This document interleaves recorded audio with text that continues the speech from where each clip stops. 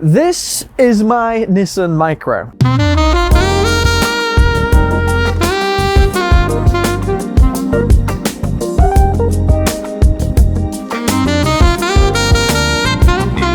There is nothing smart about that car, literally nothing. And today we're going to be making it smart with this. So let's see how it goes. We have our power plug, which is the cigarette lighter, and then little pin on this side. Then we have another mount in here. This is double-sided tape, and this, which you can put probably on a window somewhere. And then we have this mount, which is a suction cup for the window. Another mount piece here. And then we have a 3.5mm jack cable here and some instruction manuals. Here you can see some of the inputs of the screen. You've got DC in, you've got USB port, you've got AV out, you've got cam in, micro SD card slot, and mic. So right now what I have connected is the screen through the power cable that goes in the back. There's power in there. And then my car also has an aux in, which would come actually out from there. So the AV out port is an audio out port that would go in here. So if I've got the aux setting here on the car radio selected, I should be able to get anything from this display directly there, and then I can actually adjust the volume on my steering wheel or in there. So let's see how it works.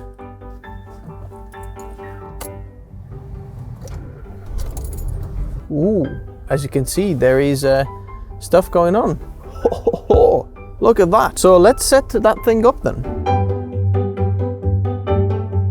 So I've got this set up here now, and the interesting thing is I've connected a USB cable on the side there as well, which actually charges my phone at the same time. So I've got nothing connected on the phone apart from just the Bluetooth, and connecting your phone to this is super simple. So basically this becomes the smart device of the car. It will actually give you all of the features you need, whether you're on Android or on iPhone. This is pretty cool. So basically you've got Android Auto is working right now wirelessly, Bluetooth wise. I can connect it to the USB as well. So this USB can be connected to a phone as well. So if your phone perhaps doesn't support Bluetooth, you can connect it to the wire as well.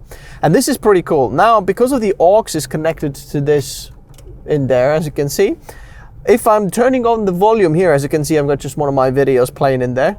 Ever managed to put there is 8, apart from the Xeon, which is... It actually comes from the car speakers. You can see that the audio is not in sync, so that's what often happens with devices or some of the older devices, because it sends the audio via Bluetooth in there and then through there. It actually creates a little bit of a latency.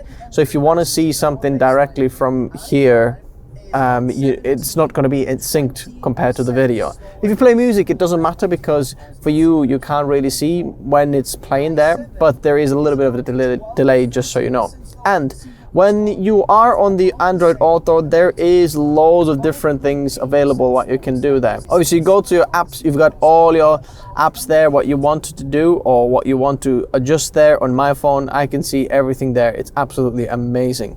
You have Google Maps, or if you're on Apple, you can have that one as well. But that is pretty cool. And I can't believe actually how simple the setup was. And I thought this is going to be more complicated, but it's very nice. So I'm going to exit right now here, the Android Auto. And here you can see a few different options here. You have an AirPlay as well, so you can actually send things through here if you want to connect like a wireless display and send a video in there. So these are all the different ways how you can connect. You've got an EQ here as well, so if you want to match it to your car or actually turn something up or down, you can do that. If you go to the volume settings, there is actually another volume underneath, which is the Maps volume. So if you've got something like an Android Auto or like Google Maps playing there and you want to adjust the volume of the maps according to just like normal volume, you can adjust them separately, which is really nice thing as well. So as you can see, you've got different ways to connect your phone to this, whichever connection you have. EQ, you've got Bluetooth, but if you've got Android Auto anyway, you get that as well. USB, if you want to play something through the USB there, as well as a micro SD card if you want to just adjust or play something in there, maybe music, you want to put some music in there, like you're an old school guy. Instead of CDs, you can put a micro SD card there, boom, you can do that. FM transmitter, which is also very interesting, is let's say your car doesn't have an aux input or something like that. So how do you get this sound from here? Let's say you do want to play some Apple Music in a car that's, I don't know, 50 years old, for example, but you do have a radio. you can transmit that through the radio. So if you go to your FM settings in your car and then you actually match the, let's see, how can we do that here? Let's do 1600. Okay, here, as you can see, I've got FM selected now. As you can see, this video is coming through the FM audio. So I haven't got the aux setting on there. As you can see, I'm on there.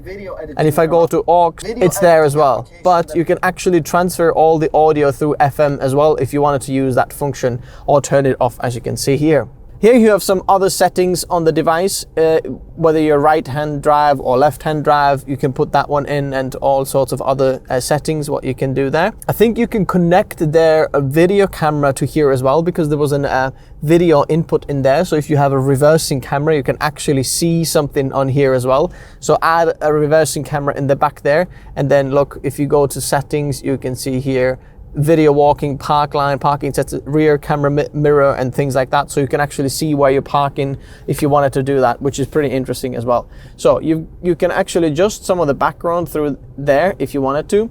Here you can adjust brightness, and here it shows you if Bluetooth is connected, which in my case it actually is. So to be honest, I am very impressed about that device actually. I didn't think this was gonna work as good as this. It was so simple to set up, and I'm gonna keep continuing using it. If you wanna check it out, I'm gonna leave the link in the description below. This is really a great device to make your old car that is not smart, really, really smart. It's a very clever way. They've done some clever things. Links in the description below.